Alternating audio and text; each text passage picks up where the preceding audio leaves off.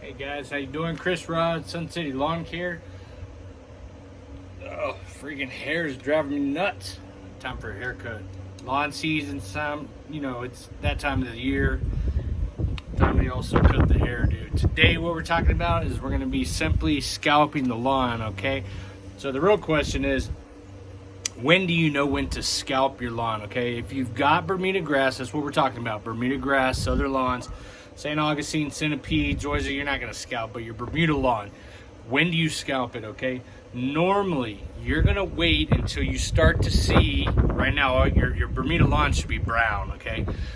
Unless it's overseeded with ryegrass like mine, okay? When you begin to see the little sprigs of green Bermuda grass starting to pop up, that is your indicator. That is when you're going to begin your scalping process. Here in El Paso, you guys should be doing that probably the fourth week of March, okay? First, second week of April is when we get our green Bermuda coming back out of dormancy, full blown, okay? But scalping it down, typically you're going to do the fourth week of March. I typically do mine 2 or 3 weeks in advance, okay? Obviously, I've got a green lawn right now. It's overseeded with the perennial ryegrass from last year, so I can't see when those green sprigs are starting to pop up unless I go to that primarily shaded area where the overseeding didn't happen too well. But that could be my indicator. But if you've got an overseeded lawn, when do you see the green sprigs pop up? You don't. You can't. So you've got to pick a date. For our clients, we typically do that the third or fourth week in March, okay? Or the first week of April, whichever. But I've always traditionally done mine way in advance just to give you guys some ideas, some content on when to start timing your own scalping. Things you need: good old lawnmower with a bag, okay? You have to bag all those clippings. Once you scalp your lawn, you do not want to leave that stuff in your yard.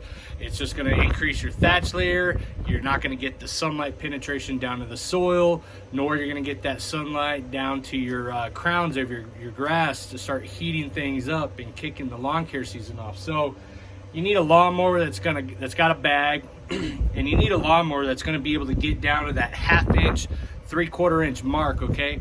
If you guys have a mower that doesn't go lower than 1 inch, you may want to bypass the scalping, or you're just going to have to be content with it being scalped to 1 inch.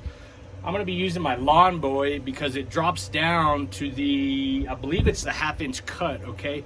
Or the 3/4 inch, I forget. But as opposed to my Honda, it doesn't get any lower than 1 inch. That's the lowest setting. So, another good option is if you got a real mower. If you got a real mower, oh man, you can drop that thing down to 1/8 to 1/4 of an inch. You can get it all the way down. But the idea, again, scalp it down as low as you can get. That way we get that sunlight penetration down to the soil surface. I can start heating up the Bermuda grass. Now, something I do want to mention, again, timing.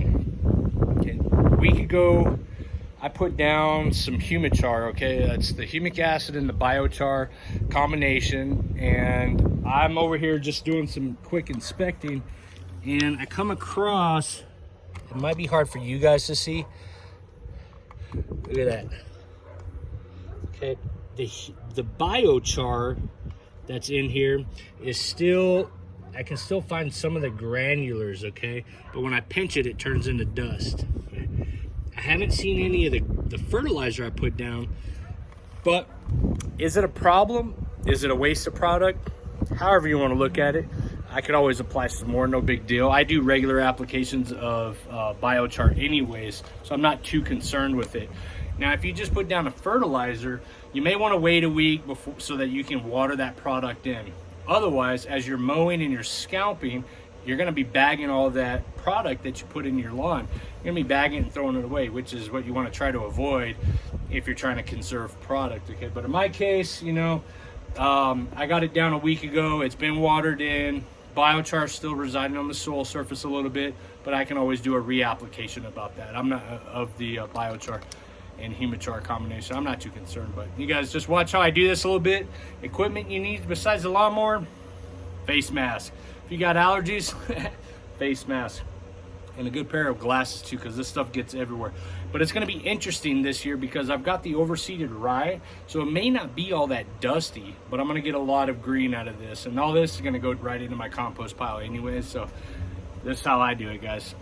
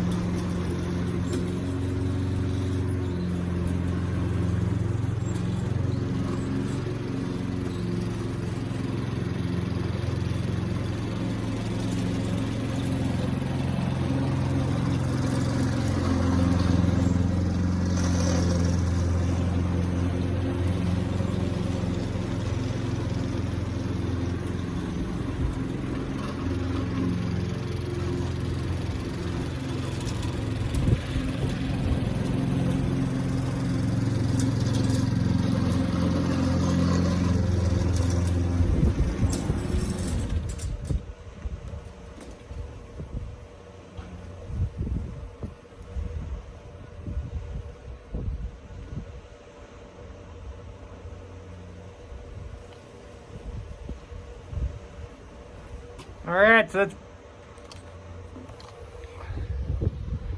pretty much it. I mean, I'm gonna go over it the other way, but once you start cutting it, you're gonna get a bag full of clippings.